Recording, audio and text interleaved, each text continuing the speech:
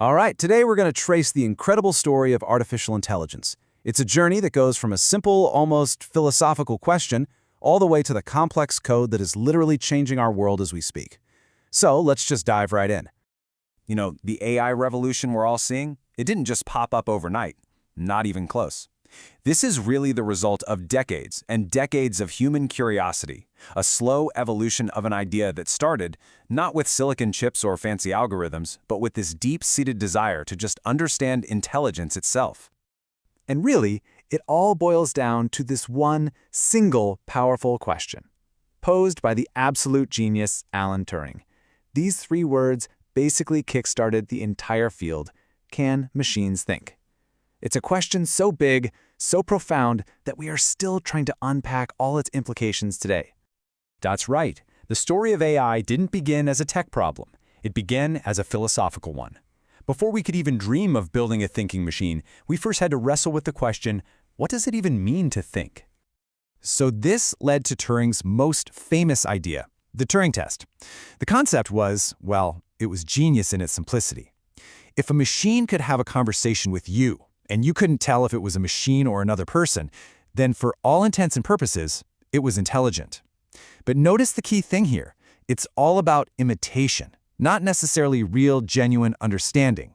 And that little distinction is crucial. It's going to be a huge theme for the rest of our story. Okay, so the goal was set. The first pioneers set out to build these thinking machines. And their approach, it made a lot of sense at the time. If you want a machine to think like a person, well, let's just write down all the rules of human logic and program them in. Kind of like a giant, super detailed recipe book for how to reason. And this gave us some pretty fascinating early programs. You had the logic theorist, which could actually mimic how humans solve math problems.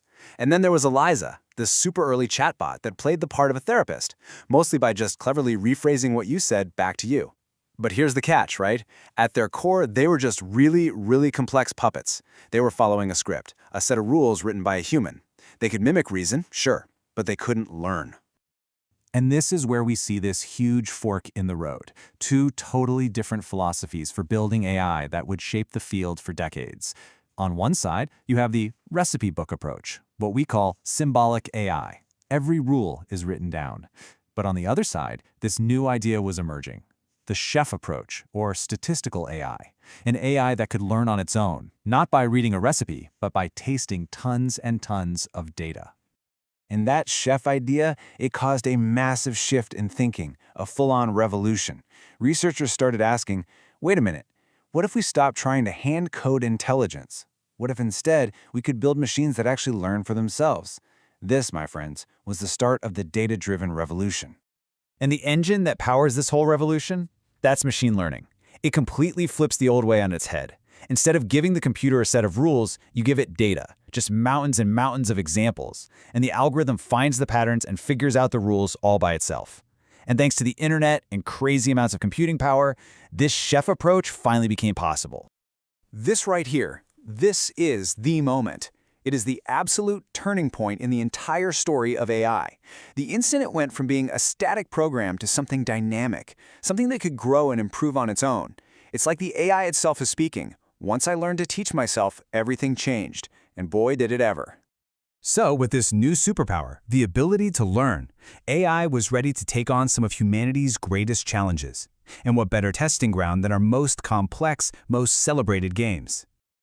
Back in '97, IBM's Deep Blue beat the world chess champion, mostly through brute force calculation. Then, in 2011, Watson won Jeopardy, which was amazing because it showed it could understand tricky, nuanced human language. But the real earthquake happened in 2016. AlphaGo defeated the world champion of Go, a game so complex and intuitive, people thought a machine could never master it. And it didn't just win, it made moves that were so creative, so alien, that human masters are still studying them today. So, AI has mastered our games. What's next? The final frontier, really, language itself. Not just understanding a question on Jeopardy, but generating creative, coherent, and useful text on a massive scale. This is where we get the explosion of what we now call large language models, or LLMs. You've definitely heard of them, like the GPT series. Now, to really feel this explosion, we have to talk about scale. Think of parameters as the number of connections in the AI's brain. Back in 2019, GPT-2 had 1.5 billion of them, and at the time, that was just mind-bogglingly huge. But it was just a warm-up. Because just 1 year later, GPT-3 arrived. And just look at that jump. We're not talking about doubling or tripling. We're going from 1.5 billion to 175 billion parameters. It's a colossal, monumental leap. And with that scale came a staggering new level of capability. This was the model that made the entire world sit up and pay attention. And that brings us to the present, GPT-4. While the exact number isn't public, the estimates put it at over 1 trillion parameters. It's a number so big it's hard to even wrap your head around it. This is the insane exponential curve that has taken AI from a philosophical curiosity and put it directly into our hands. So when you step back and look at this whole story, it's pretty wild, isn't it?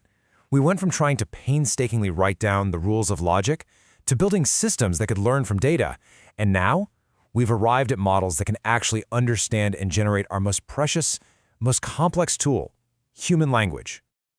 But you know, at the end of the day, this journey has been about more than just building better machines. In our quest to create an artificial intelligence, we've been forced to look closer at our own. Each breakthrough is like another piece of a mirror, reflecting something new about us, about how we think. And that, of course, leaves us with the biggest question of all. As these mirrors get clearer, more powerful, and more accurate, what are they going to show us about ourselves next?